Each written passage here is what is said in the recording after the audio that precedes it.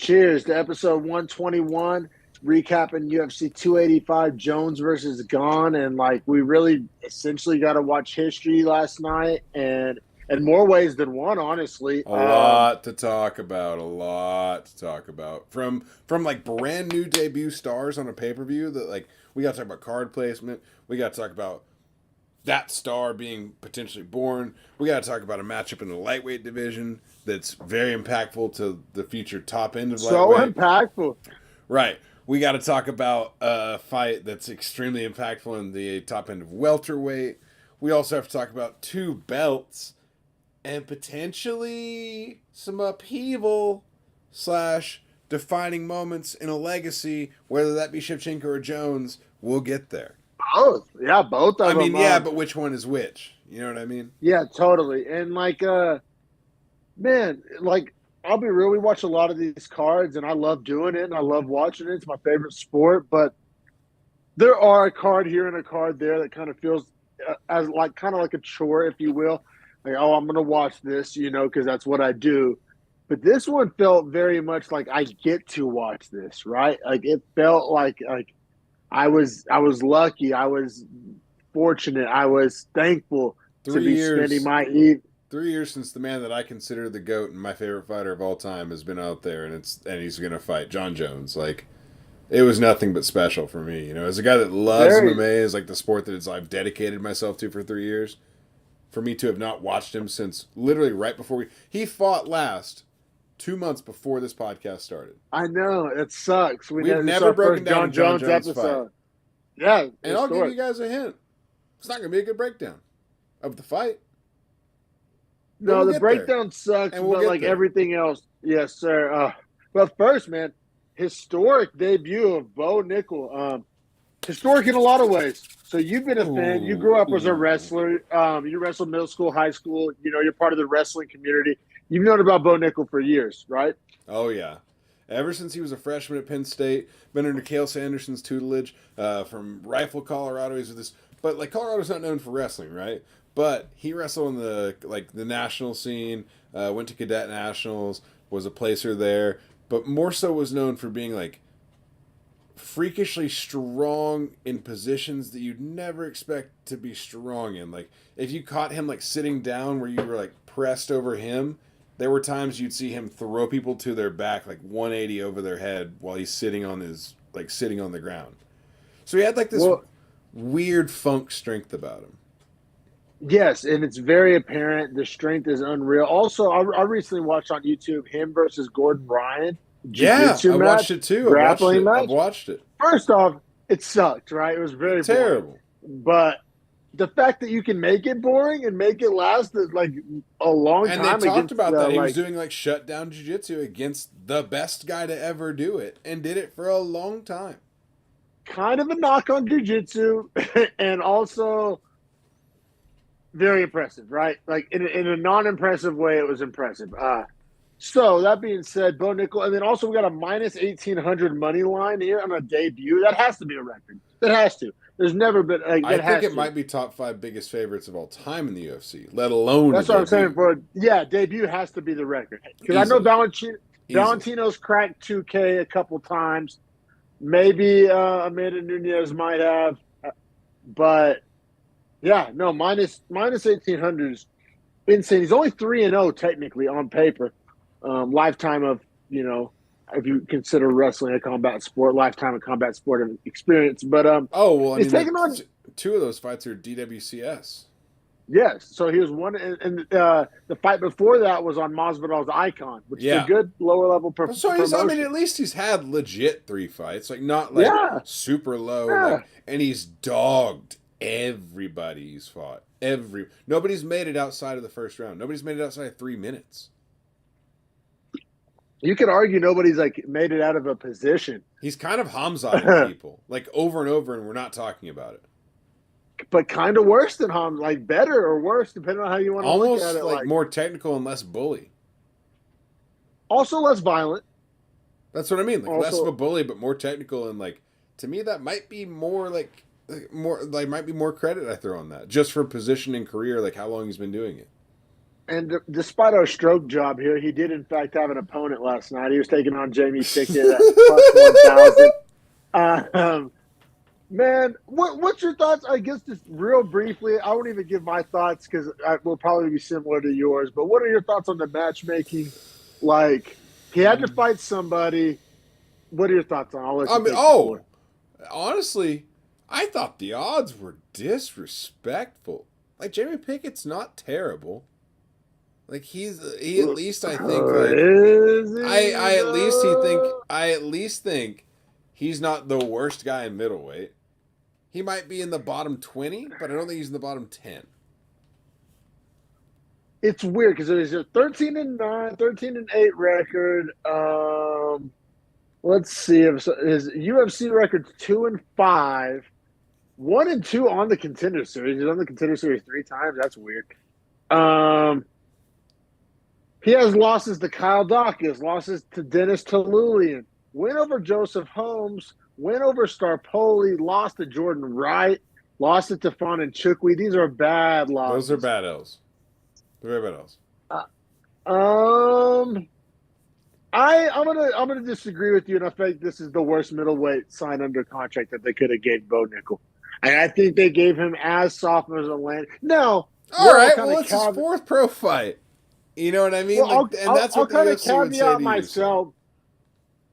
Pickett is a plus athlete, right? So whatever lack of skills, there's somewhat of an offsetting kind of X factor of Jamie Pickett's a big, scary, athletic guy, right? Like that, he at least checks that box. He looks the part when he gets off the bus with his shirt off. He looks like the right guy. That's about where it ends. The record, the skill set. I love how we're building this up just to say none of that shit mattered. No, and it was never going to, which is my overarching point that I guess they had to check the box of like actual UFC opponent. It's only his 4th fight, but it's going to be a weird build with Bo Nickal, which is going to be more fun to talk about, which we'll get to next. I mean, like I said, the minute Bo Nickal shot for a takedown, the fight was over. He took the back, he got into half guard, and he found his way into an arm triangle. That's how I saw it. Do you have anything to add to the technical breakdown?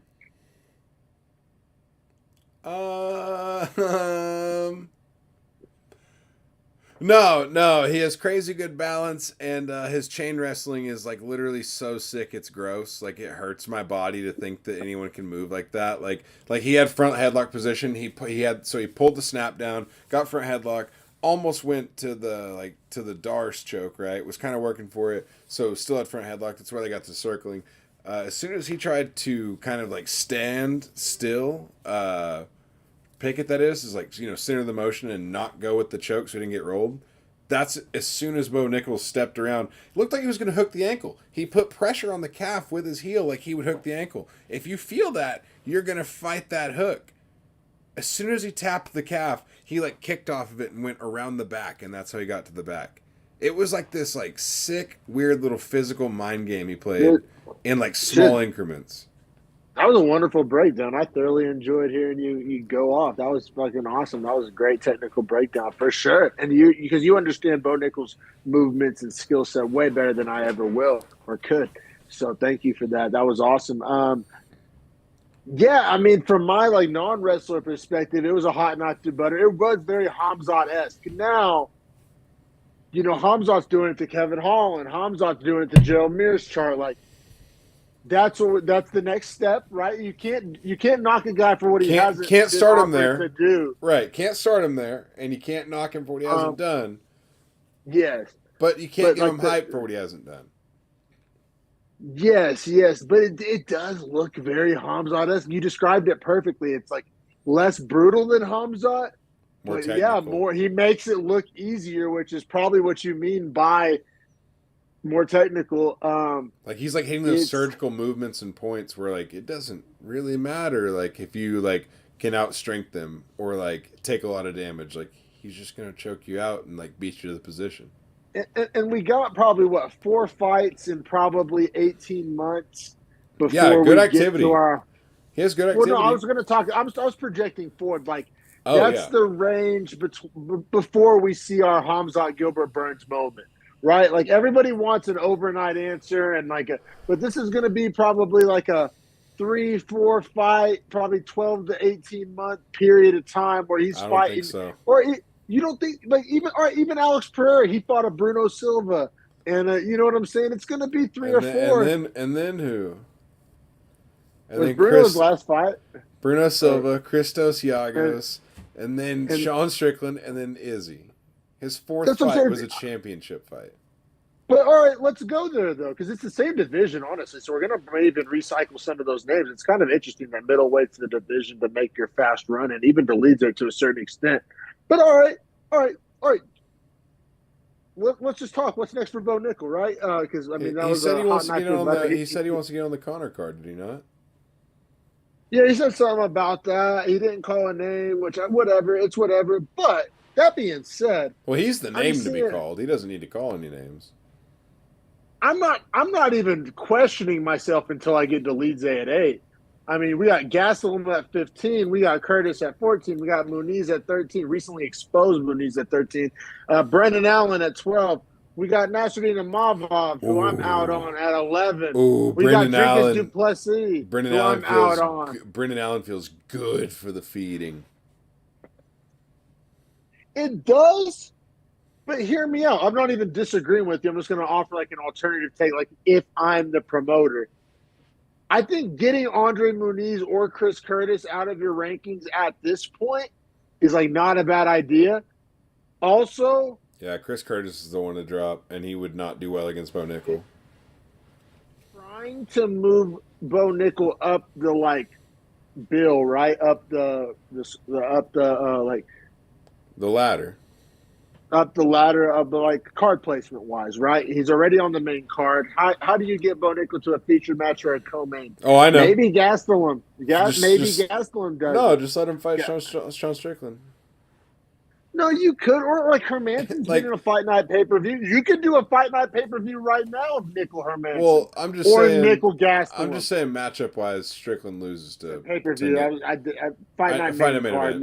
That's what I'm. Excuse me, but I'm just saying matchup wise, I think Strickland loses to Nickal. I'm not saying Hermansson does. I'm not saying the rest of those guys do necessarily. I'm just saying that guy, that would be so unfortunate. The UFC just took Sean Strickland and fed him to Bo Nickal because his style is so bad for a guy like Bo Nickal.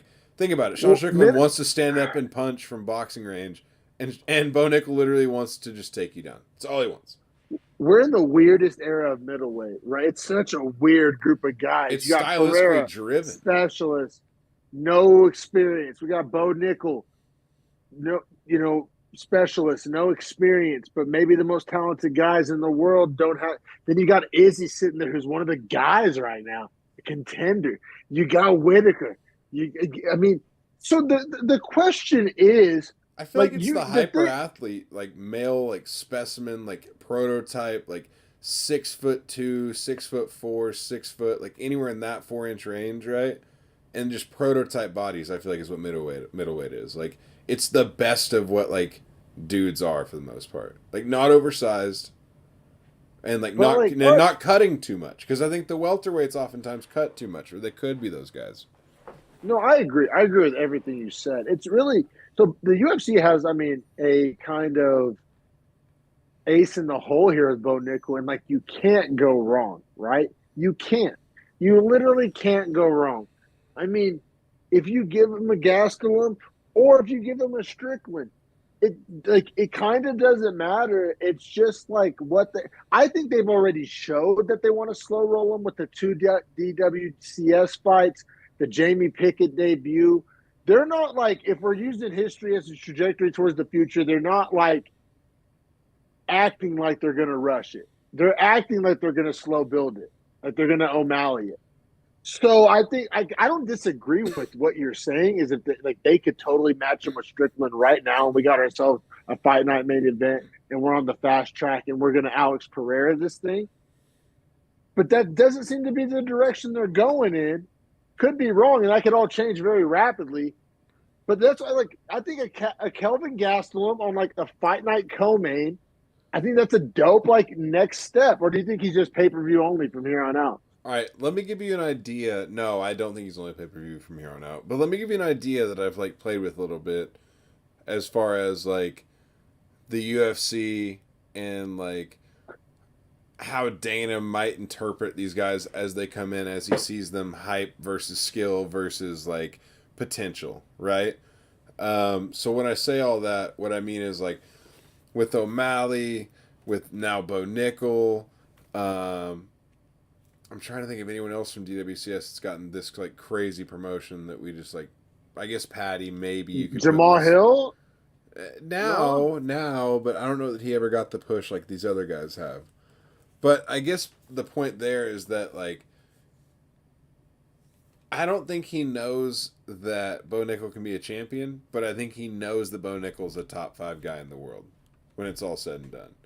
And so I think in that means he's not going to rush him to the title because he knows he's not ready yet and he's still developing. So he's going to slowly build him and make sure that he like earns that place. You can't go wrong. And then he's just going to live there forever. And I think that's because he sees the future potential of him. He doesn't know if he's going to be a champ, but he knows he's top 5. So let's slowly build him. Let's increase his value and let's make him a product commodity of the UFC. Hey, you want to meet in the middle and feed him Duplessis just to get him out of our lexicon? Like I'm over the Duplessis. Well, Dricus will never sign the contract, as signs the contract, as Paulo Costa would say. But who is going to sign the contract, right? Like that's going to be the hard part. Like Gastelum's lost like 30 fights in a row. That's why I keep throwing that name out because he don't got a fucking choice. You could feed him the former main eventer and just get the ball rolling. Get him in the how much rankings. choice does Brendan Allen have with his up and down career? That guy is always 1.5 starchings away from being out of the UFC. Yeah, I mean, but there's a lot of options here at middleweight. Amavov's have been in a main event.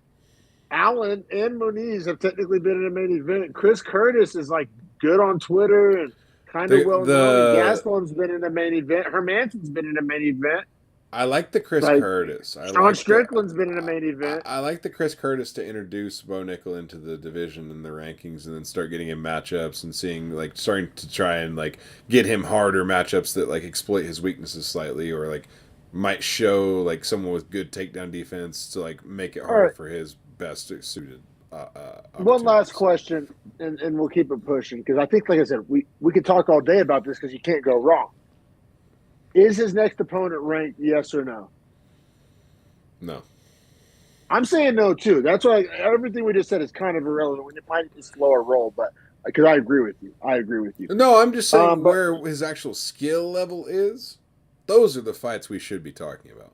How the UFC will do it, it's going to be like a Brad Tavares. It's going to be a guy like that, a Tefon Nchukwi.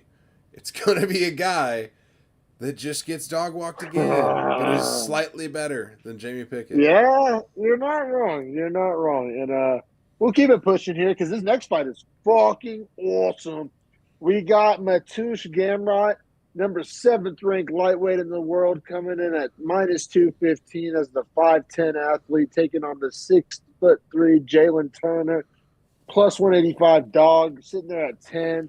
So Jalen Turner was supposed to fight Dan. That's why I have so much respect for both of these guys in this scenario, because Jalen Turner was supposed to fight Dan Hooker, and that was supposed to be his big like boost moment, right? He was going to dog walk Dan Hooker, which was let's be real, and it was going to like get his name like up a couple notches. Dan Hooker pay-per-view, dog walk, knockout, bonus, $50K. It was an alley-oop to Turner.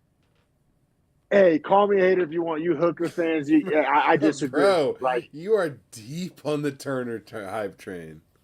Oh, so deep.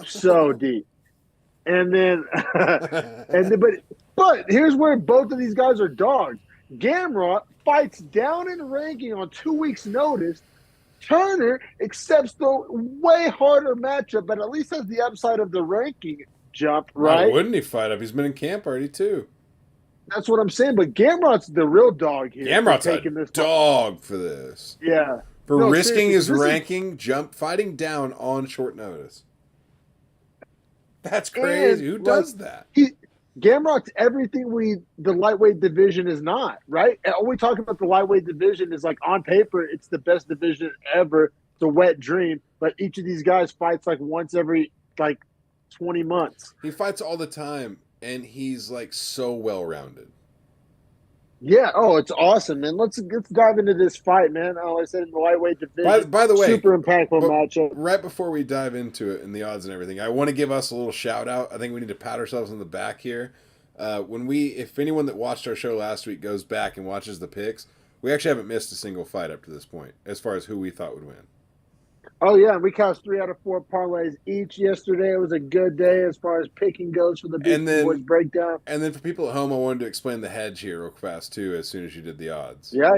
Yes, sir. Explain that hedge. So, yeah, Gamrot's minus 215, Jalen Turner's plus 185. So I had one ticket with Garbrandt and Gamrot as a 2-leg, and I had another ticket that had, I believe, Drickus.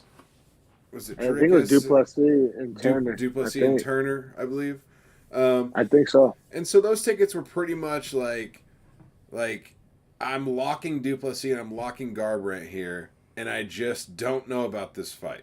Because it was a fight of like, Gamrot's going to come with all these tools, this like wide bag of attacks that he's going to employ. He's going to try and wrestle. He's going to get sneaky ankle picks that are like impossible to defend against. Even if you're like a super like long and tall guy like Jalen Turner, an ankle pick is the way that you're going to go to the ground.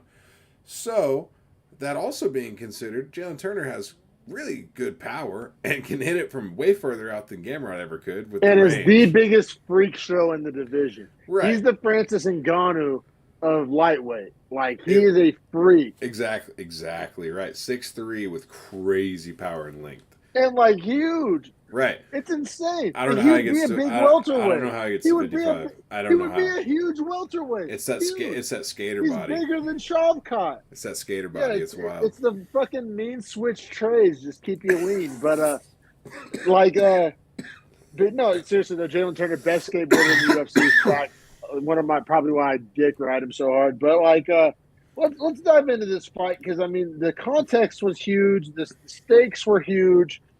Jalen Turner's huge. And at this point, I couldn't lose, to make a little rhyme for you there, on at least my hedge.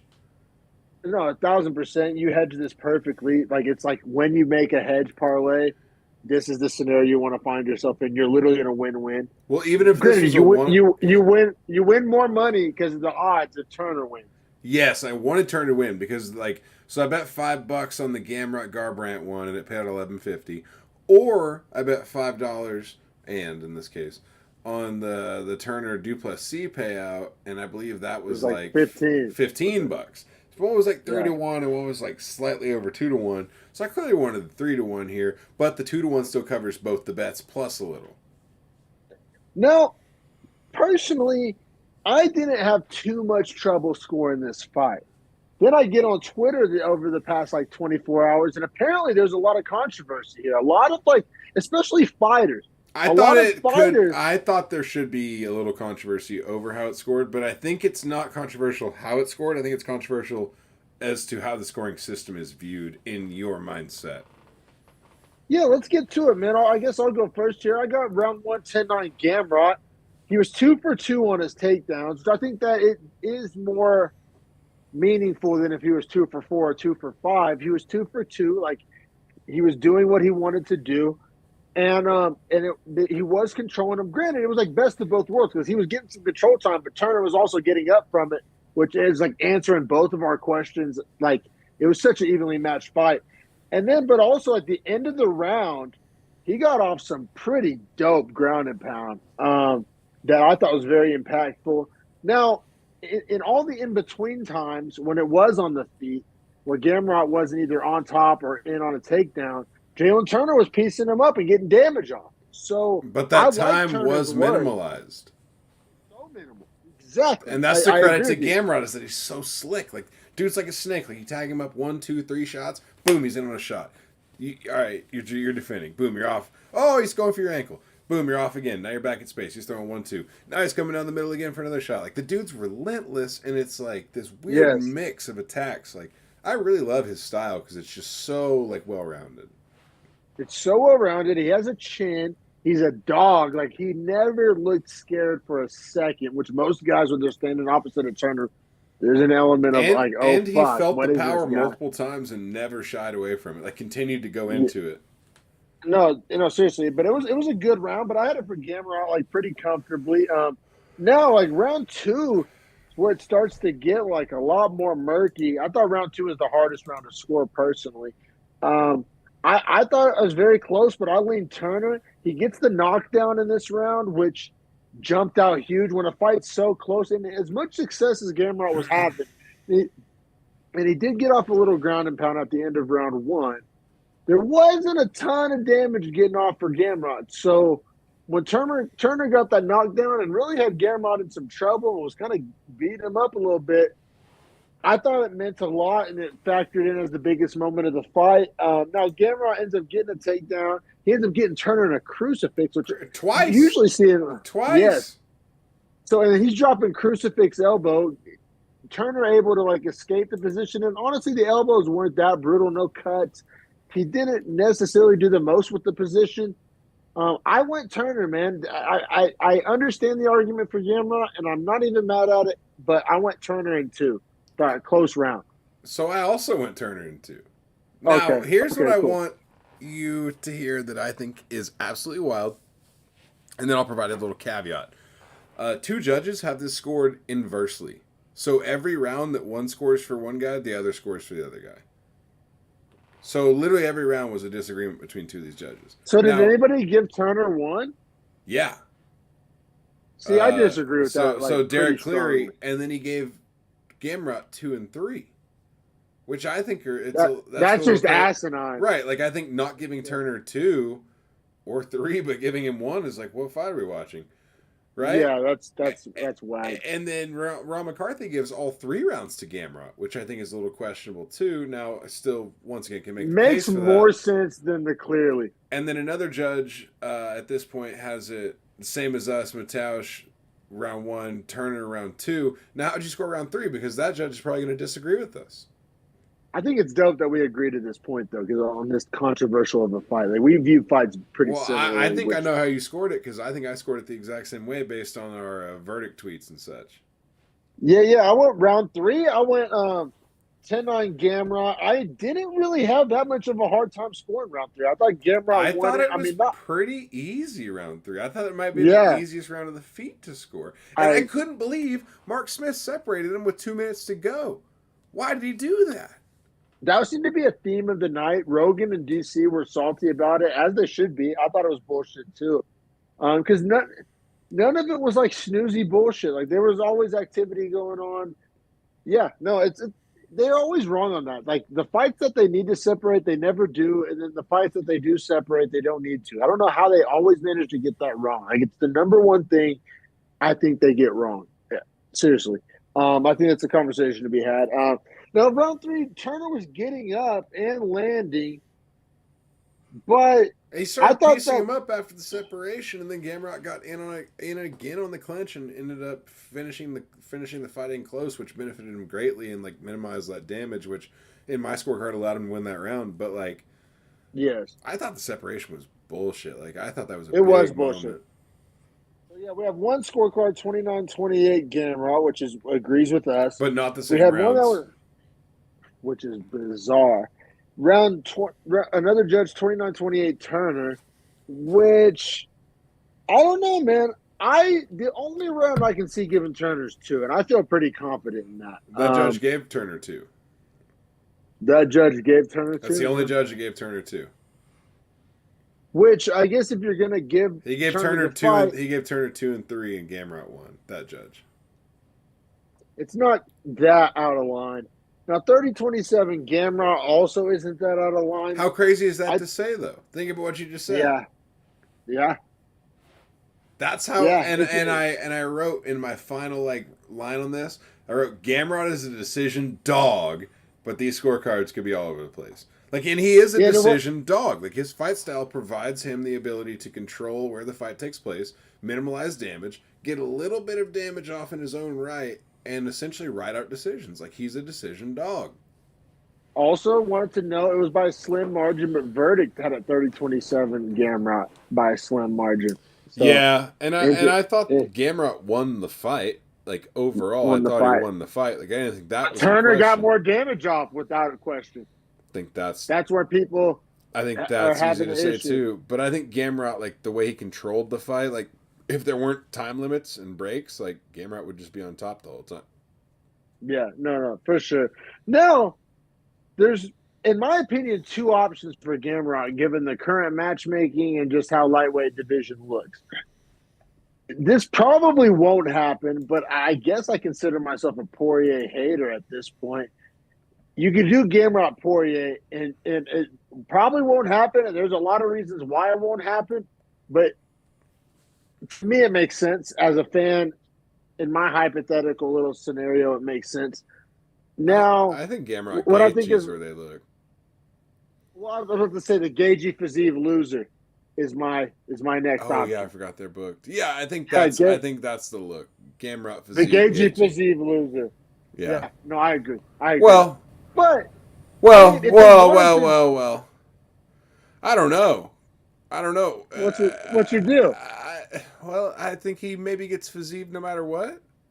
Or no, I think he gets Gaethje if Gaethje loses and Fazeev wins. If Fazeev wins, then Fazeev probably gets Poirier because you got to forget. No, Oliveira I and think Dariush's book. I think they make Fazeev fight back one because lightweight's such a log jam. You got to defend your ranking. They make everyone do it there. Say Fazeev regardless. Yeah, I think the Fazeev might be a lock, unless Fazeev That's loses. an awesome fucking fight. That's an awesome because you have the top of the top striker versus the top of the top wrestler.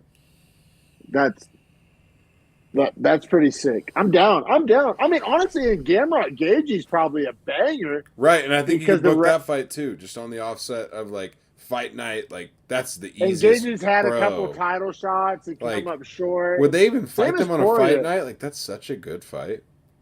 It's such a good fight. The fight it would be too entertaining. They'd put it on a pay per view. Like the styles Yeah. matchups would be too good.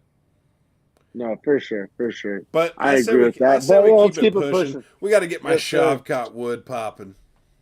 Yeah, man. Shavkat, Rachmanov minus 475. We both had him on our parlay. I mean, it was a lockety lock.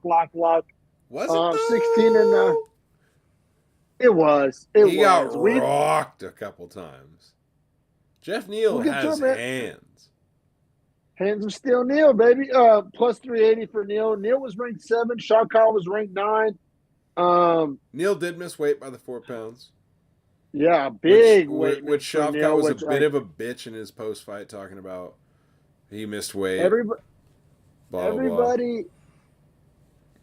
But Shavkat earlier in the week was like, "Oh, everybody's human. I'm not worried about it." Like, Right, he was, that's like, what I'm very saying. Like he chill about it. was like a bitch about it afterward. Like, why are you gonna be like that after?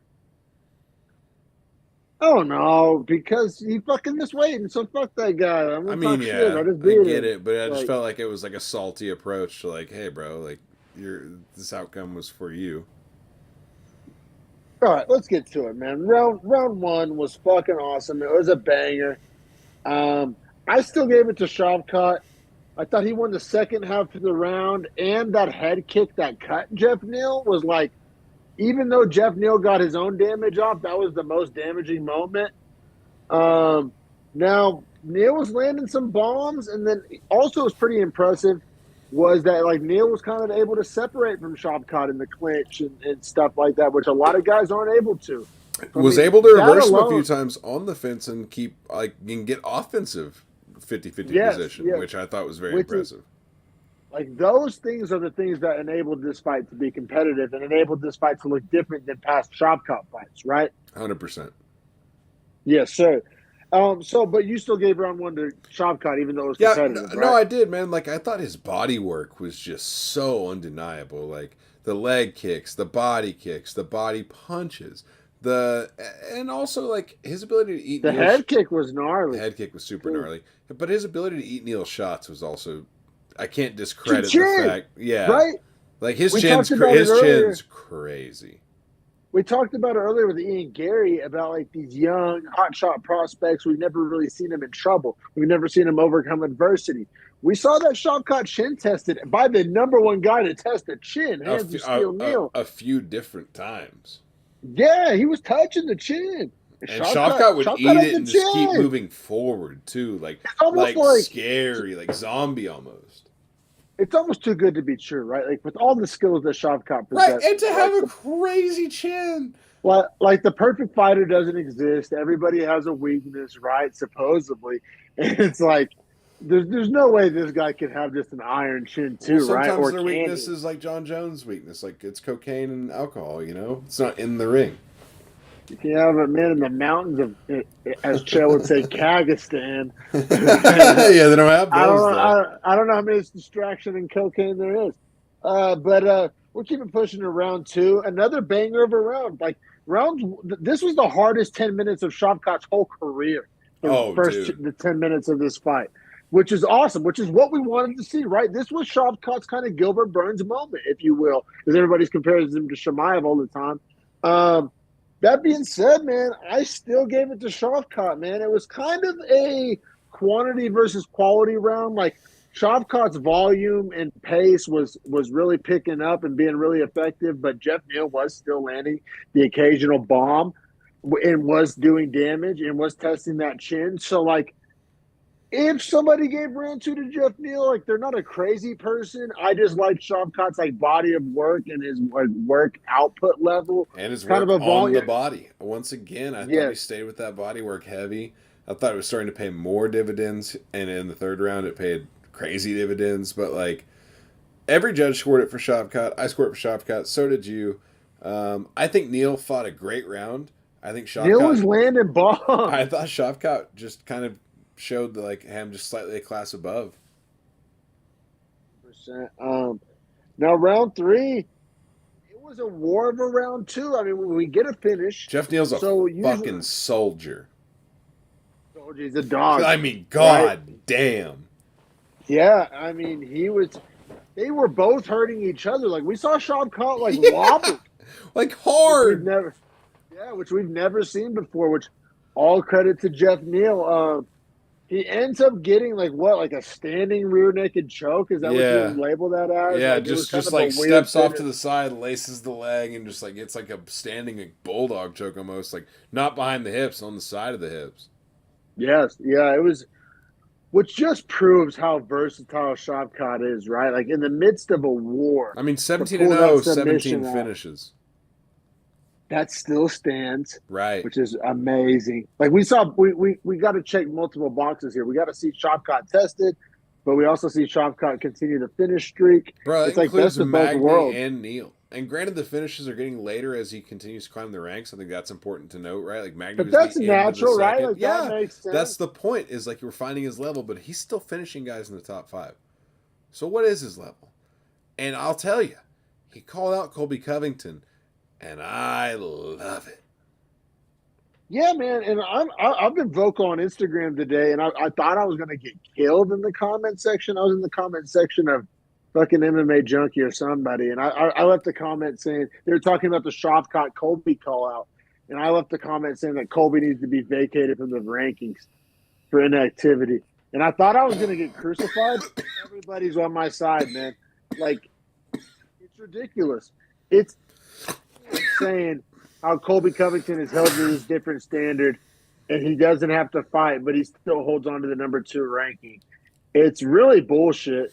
Let me see. How long has it been since he fought? I will say that's absolutely true. It's been like a year, maybe literally more. 1 year. March of 22. So literally one year, which is like that's what I'm saying. But then before that, it was even longer. Before that, it was like 13 months. Right. So he's fought like he's fought once in the past 24 months. And now he's like purposefully staying out because he's like trying to like draw out this lawsuit to like get a bunch of money out of Jorge Masvidal, which I don't blame him. Like what happened to him is some bullshit, and like if you are rich and famous, like you can't do that because like that's what happens. But vacate the all right. No, but I'm not mad at that either. I'll be honest, that's not factoring into my hot take here. But it kind of is helping my hot take. All right, then vacate the rankings. Like we're in Jon Jones territory here. Or like you know what I mean? Like and when you just like Jones was unranked on the poster last night, but he came back to a title shot. So you can vacate from Colby, but bring him back to a number 1 contenders match. You But can't. having him in the rankings fucking sucks. You can't just drop the Jon Jones label. Like, that's a once in a lifetime kind of a guy. Like, he's the GOAT. Like, he gets the shot no matter what he's ranked ever. You know what I'm saying? No, Like, I'm saying best case scenario. Like, is it a tongue in cheek deal for Colby where he's like, I'll drop out of the rankings, but like, I get a top 5 fight as soon as I'm back? I'm fine with that because in the meantime, it sucks right now. We're sitting here trying to project. So, and I'll even include Hamza in this. 2 out of the top 5 is Fugays. Hamzat's a middleweight. His own manager said so, and Colby doesn't fight. But I do So, love Gilbert Burns. I love Gilbert Burns, and hell, I'm Bilal is Bilal. And Like, Bilal deserves that work too. Exactly. So we got Usman and Covington literally next week, which is wild to think about. Usman we got Usman Edwards. Yes. Sorry. Wait, next week or 2 weeks? It's 2 weeks. All right. Yeah.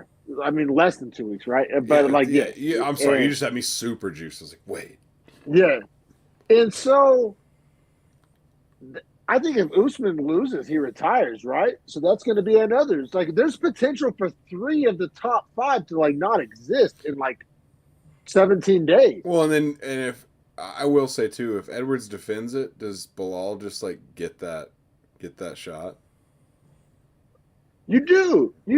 He has to, right? So. Especially with the history he has with Edwards. It's a perfect billing. Unless that gets Colby. If that gets Colby out of the dungeon, then I'm down for Colby Edwards. Oh, you son of a bitch.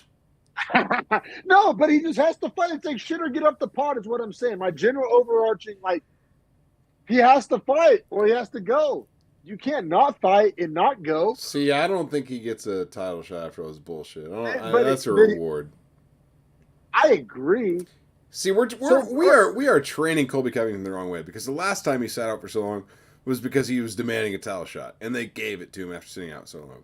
If he pulls that bullshit and you give him a title shot again, he's going to get accustomed to being rewarded title shots whenever he acts a fool. I'm just saying if that cures the inactivity and gets the wheels of the division moving, I'm saying, do you not acknowledge it's a huge problem having it's a super Covington huge problem, 2, and it's honestly one of the things. Shemaev at 3. Like, well, bro, hear me out. As like the people that would be Covington fans, they're not gonna fuck with him doing that. That's against his brand as like an all-American tough guy. I had one like Covington fucking cuck boy comment me back, and he was like, "Covington's only taking big money fights. He's not fighting for 100 and 100." I'm like, yes, fighting for 0 and 0 is much better financial decision than fighting for 100 and 100. Like, yeah, that'll show him. Like like what? Like, what kind of logic is that? No, the Masvidal lawsuit, I'm not sitting here acting like that doesn't play a factor. But how long can it play a factor? That's what I'm saying. Go away and come back. Your return fight would be huge. It would sell more pay-per-views. The return of Covington. You can put return on the poster, and it'll fucking sell a couple 100,000 more pay-per-views. Like, I just go. Like, you can't have them at 2. Is it also a promotional thing where they're like trying to like protect Masvidal? No, Masvidal's fighting like a week, right? Masvidal, next month, or like he fights against Burns in Miami. Yeah, but here's what I'm saying is like the way they're protecting Masvidal in that case is that like they're still allowing him to perform, which granted he should be allowed to perform until any charges actually do get like confirmed. You know what I'm saying? Like fully prosecuted, whatever.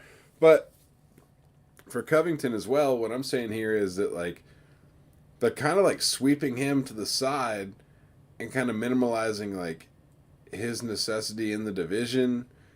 And I don't know, it just makes it seem like they're like, since he's doing this whole court case, like they're like not trying to help him out in any sort of way. All right, which he can't take fights, so why would they? Like he should just be dropped from the rankings. Honestly, like thinking about it as a whole situation is like, why would honestly. If you really wanted to know my opinion as like a professional sports league, if that's what the UFC is supposed to be, Masvidal should be suspended and Colby should be dropped from the rankings pending medical like alleviation. Like until a doctor releases him, he should be sidelined. And as long as he's saying that he's suffering concussion-like syndromes, he should be sidelined because he's saying that. And then Masvidal shouldn't be allowed to fight, and the suspension should be continued as long as Covington cannot fight. No, I agree. That's like the simple solution is like a good sport. But it's honestly, I feel bad here because Covington's kind of hijacking this headline here from Rakhmonov. This all started as a what's next for Rakhmonov conversation, which led to the Colby conversation naturally. But also, Rakhmonov kind of did like a little backup Twitter call out of Wonderboy, and like that fight sucks, but it also like at least it kind of keeps the show on the road. It keeps the wheels moving. How's it doing? Keeps it moving. Yeah, and speaking of keeping it moving, let's keep it moving to this co-main event because we have a major situation here. Oh, yeah. Valentina Shevchenko. In fact, you introduced the odds. I'm going to grab a beer very fast because this is I got to have a beer for this. I'm out. I'm sad. You want to take a quick beer break? Oh, I'm like out of beer. I'm sad. That's all good. That disheartens me. I'll take a rip. It's all good. But yeah, we got the co-main event coming up. We got Valentina Shevchenko, minus 850 favorite, the reigning champ 7 times over, taking on challenger Alexa Grasso, number 6th ranked at the plus 600 dog, fighting for the women's flyweight title. And I'm not going to sit here and act like a genius. I didn't bet this. But I kept asking myself all week, like, can Grasso do it? Can Grasso do it? I wonder if Grasso can do it. And I'll let Harrison get it on this. I'm saying neither of us bet this fight, and I'm not by any stretches trying to act like a genius here. But, like, I did find myself asking all week, like, can she do it? Can she do it? Like, is there a scenario in which she does it? And I got to admit, most Valentina fights, I'm not even like, I didn't ask that about Lauren Murphy. I was just like, no, it's never happened. So it's like, I did have that factor of like why you gotta do that to her, bro? Catching strays. But like, I also was intriguing enough to make me ask the question. And the night before, I was bored as fuck, and I rewatched Grasso Araujo, and I was like trying to envision like how this translates against the Shevchenko, which is a hard juxtaposition to do. Yeah, but I see what you're going for there, like skill set, like what she's good at, what she likes to do, how she works, how she moves. Also, like it's weird that Grasso got the title shot at 6. It's kind of like a Jamal Hill situation. It seems like. Well. Look at the other names, and has Shevchenko beat them? Mostly, yes. Across all those names. Yeah. Yes. So this was a circumstance except where for Blanchfield, who just got there, and Fioro, who has to literally. Who's hurt? Yeah, who like literally was going to get the shot and is hurt. So like, this is where we're at. Which actually is a crazy good addition to the puzzle that is now this division. Yeah, man, round 1, man, is wild. Like, all of our, like, wildest speculations. Like, if you would have come out and said what actually happened in round 1, if you were, like, an analyst who, like, leading up to this made this your prediction, you probably would have, like, lost your job and your credibility. If you were to come out and said, like, oh, in round 1, Grasso's going to wobble Shevchenko on the feet. And they're going to stay on the feet. Yeah. They're going to stay on the feet until Grasso decides they'll go down. Yeah. That's what I think. That's what I think is like the part where I like was watching. I was like, what the fuck am I watching? Because like, because I was like, oh, Grasso has hands. Like, I know she has hands. Like, but I expected Valentina to go for takedowns and like kind of employ like a more grappling heavy ground and pound approach. And then when I saw Grasso going for grappling, I was like, no fucking way. I thought, like, leading into this one, I was like, should I be excited right now? It's like, it's a co-main event. It's a title fight. I was like, should I? Well, the odds would tell you no. Cool? The odds would tell you not be excited. Yeah, that's what I'm saying. And I think that's not wrong. But it was wrong. Well, I'm just saying, like, did you bet on it? No, I did not. Right. We bet a lot. So, you know, why not? We love dogs. We love dogs. Yeah. Was it juicy enough? Was it juicy enough at plus 600? What I got to do for you? Yeah. No, you're totally right, bro. Now, granted, round two, man, Shevchenko was kind of able to recoup, kind of like recenter. She got 2 takedowns of her own. She reorganized her Um, game plan, man. Like I felt like she came with a different approach to the whole fight post round one. so even when she was on her back and like it was not going well for her, there was never any quit. There was never any accepting of position. It was. I was impressed by the effort. Like classic coaching cliche, but like any coach will say 2 things you can't coach: attitude and effort. And like Grasso was like the effort was always there, and like the like optimism, like never gonna stop trying to find a way out of this was always there. I think. Even in the round that she lost, like you don't get points scored for that. I'm just saying as a mental note, like she was always in it. Oh yeah, I think a sequence that would embody exactly what you just said is that like she got taken down pretty early into round two, ends up getting caught in a crucifix, is able to get out of that, get back to her feet with 2 minutes to go. Granted, she gets taken down again, but like never quit fighting and wasn't really in danger near the end of the round. Granted, Yes. loses the round, right? That's clear. Yes. But showed that like even in the worst positions, Valentina's best positions, she's not going to quit fighting and she's not going to allow her to continue to be there. Well, and that's like Valentina's signature move. Like if you I look at know. Valentina's like That's what she tapology, you does. see the word crucifix a lot on Well, there. and you can see how Crucifix she sets it up, TKO. like with the legs. Like she clearly had the leg dexterity, like ready to go for it. Grasso was just really doing a great job, man, of like noodling the arm and like slipping it every time that Shevchenko would try to step with her leg. 100%. Now, round three, I guess, was a little closer and a little more murky. I gave it to Shevchenko. However, I acknowledge like the key, like if I had to like narrow the whole round three into one word, The that takedown. word would be no, not even that. I get there, I arrived there, but the word is like exchanges.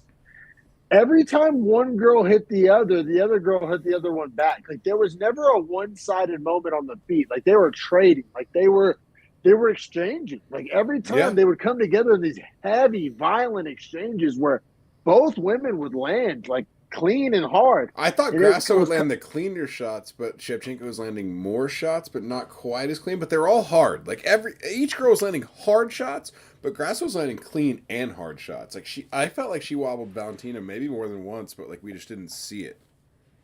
But you're right. It does kind of all come down to that Shevchenko takedown. It's like I said, in my opinion, the striking was kind of a wash in round three. Oh, I And then agree. Shevchenko gets the takedown.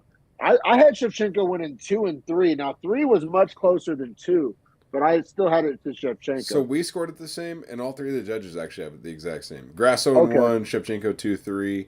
Now, that being said, I thought all of the momentum was for Shevchenko, and I thought round four was a pretty good round for her through 3 minutes. Yeah, she was Um, up. She was up. and also, I will say Herzog did confusingly stand them up at the end of round three. Like Herzog he wasn't about a boring fight because he stood Yeah, him up another for weird like stand up. yeah, That like, was kind of it was dumb. it was kind of a theme. Um, yeah, essentially Valentina was. I thought winning the fourth round was back and forth round again. Grasso was doing a better job of being like more elusive, kind of harder to connect with, kind of harder to get her hands on, keeping the space better. And what that allowed to happen was that Valentina got comfortable, threw some weird spinning bullshit kick, gave up her back, and got into the worst position she's ever been in. Yeah, that spinning kick, like it's And, very rare when you can like boil a whole fight down to like one decision, but you really can in this fight. but credit to Like, Grasso, it was super slick the way she jumped the back. oh, it was amazing because Shevchenko, I mean, you're fucking lucky if she makes one mistake. She's not going to make 5 mistakes. So when she makes the one mistake, like that's your wet dream. Like if you actually hope to beat her, If you can it's not catch going the to happen position, again. right? Yeah, it's not gonna. You're not gonna be gifted twice by Shevchenko, but that one fuck up, and it was one fuck up. That's what I'm saying. It's very rare in a fight you can trace it down to like one decision. You can in this fight. The spinning kick, the just natural kind of reaction. Like she didn't even have time to think. It was a total reaction. She just took the back, advanced, sunk the choke in. To see Shevchenko tap was Bro, wild. she It was fought like it hard. Like she had a champion's fight in her. You could tell that she wasn't going out easy.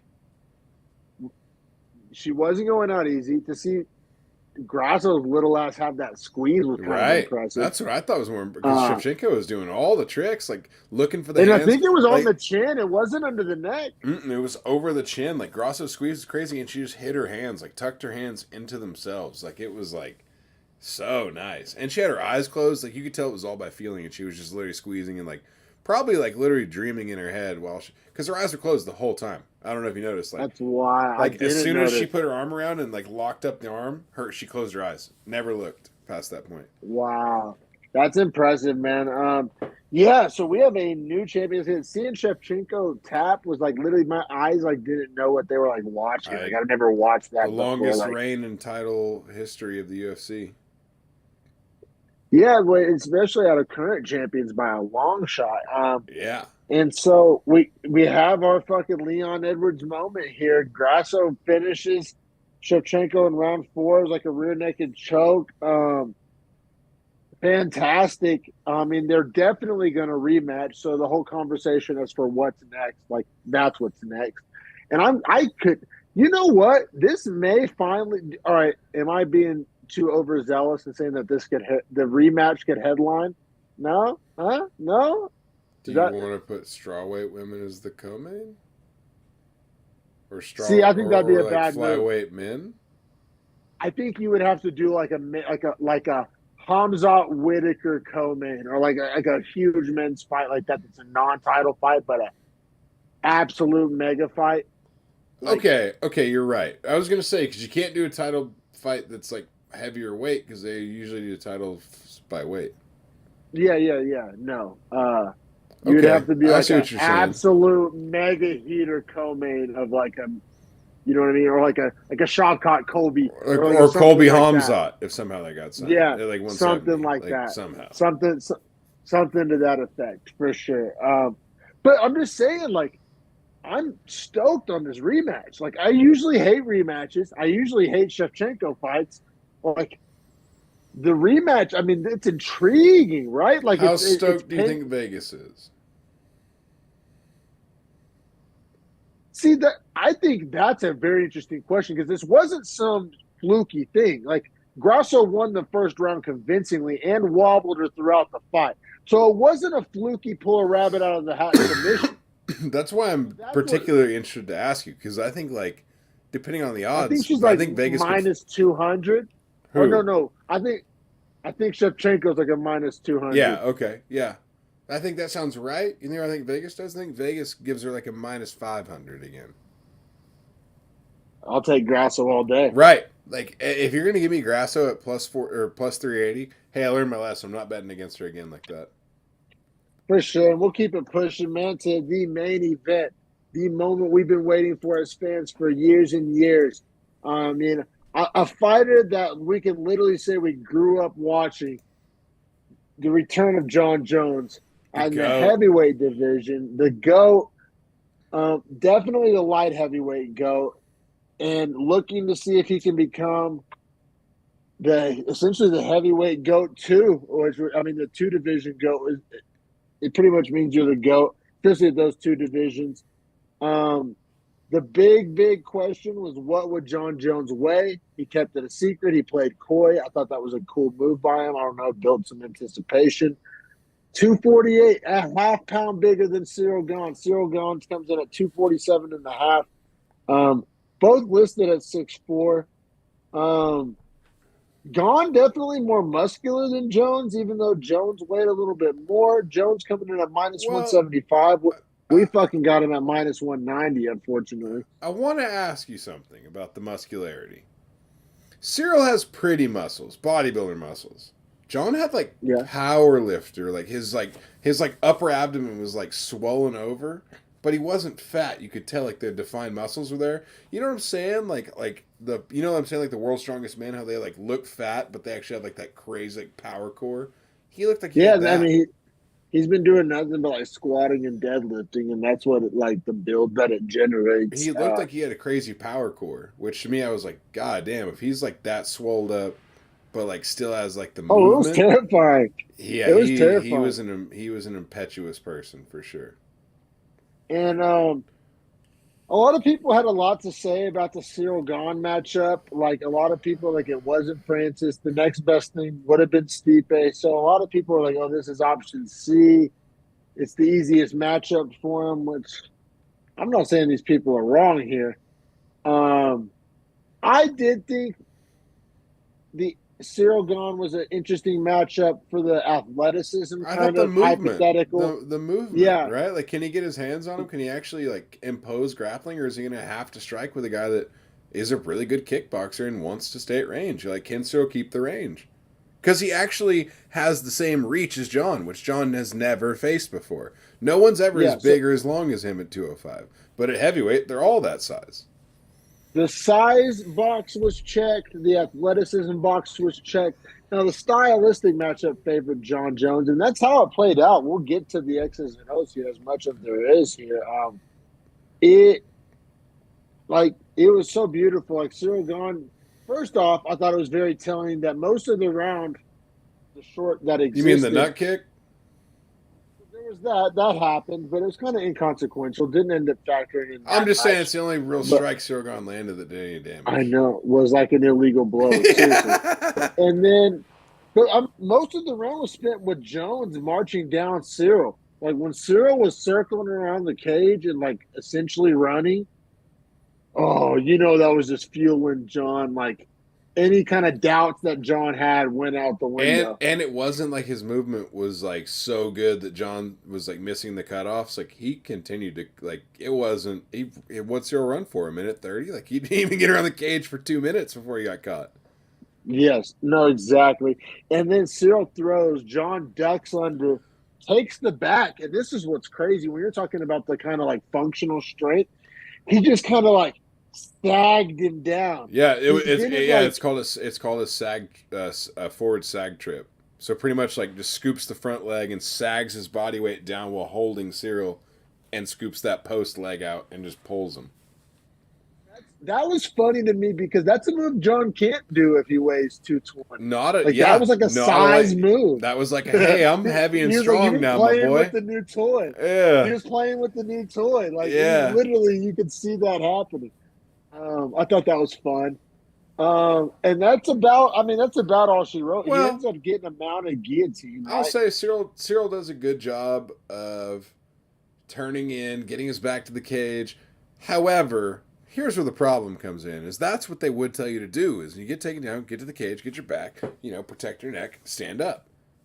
Jon Jones is a different human being, and as long Yes. as he's Because preached, that squeeze, like that position is hard to finish. Like with well, a mounted so guillotine where he Cyril's up essentially against the fence. yeah, he essentially has Cyril sitting against the fence and squats over him and slips his wrist under his chin and just cranks up.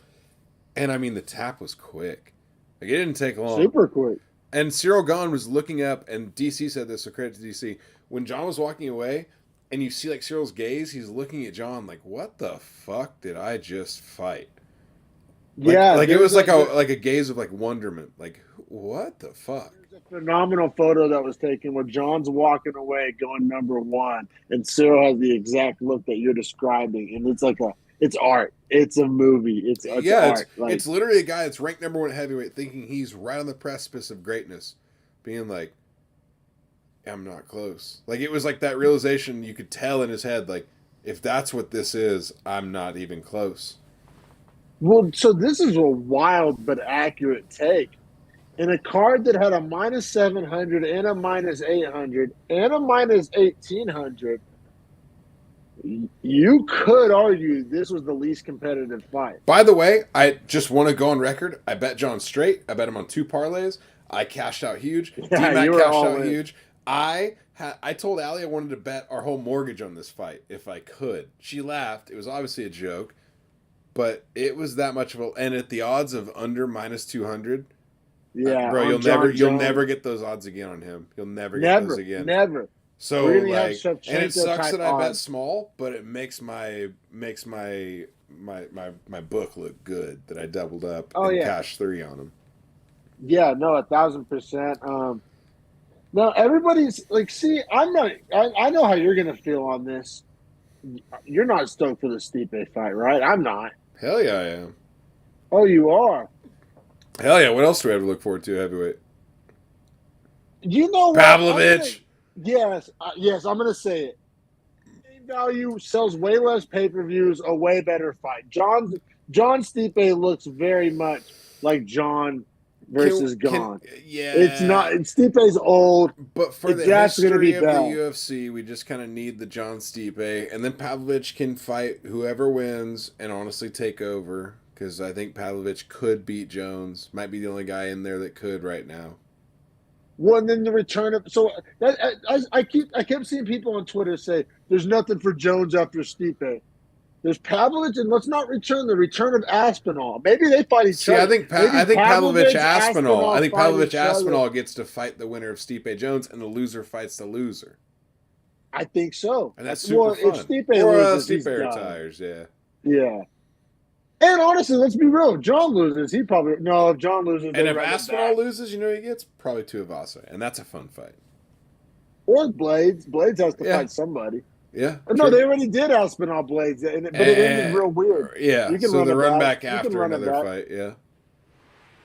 But I think heavyweight's in a fun place. This is way more fun than having Ciryl Gane or, I think the big conversation here is all over.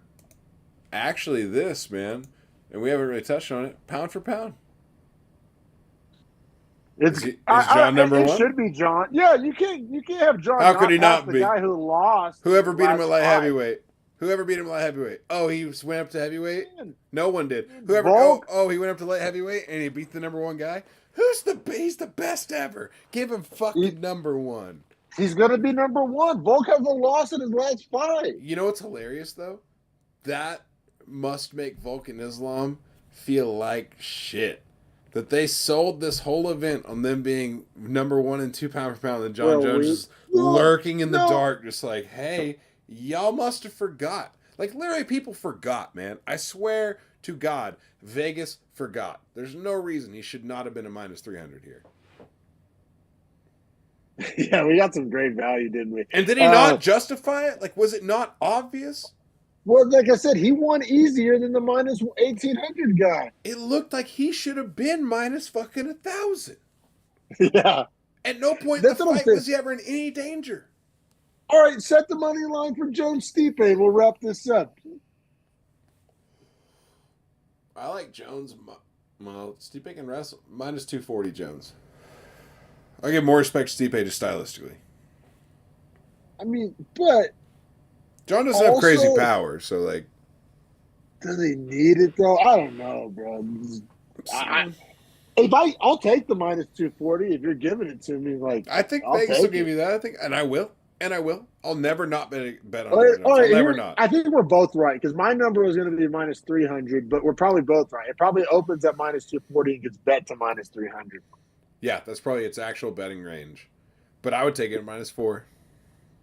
Yes, just to show you the security of it.